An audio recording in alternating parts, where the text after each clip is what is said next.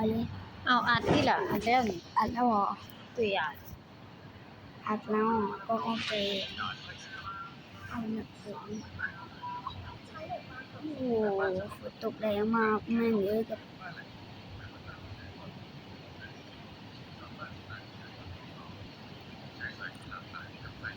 ก็ไปเกิดว่ามันจะไม่ตายนะไม่ต้องไป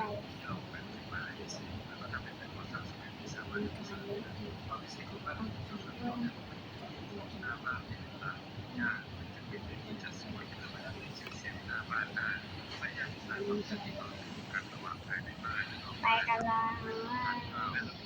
เราจะรถเทโซ่ซีโน่ไปนะ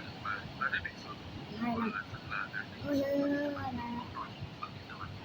บ้านก็จะเป็นของทานข้าวแล้วก็เป็นเลนที่ชุดต่อกันก็จะเป็นหน้าบ้านเนี่ย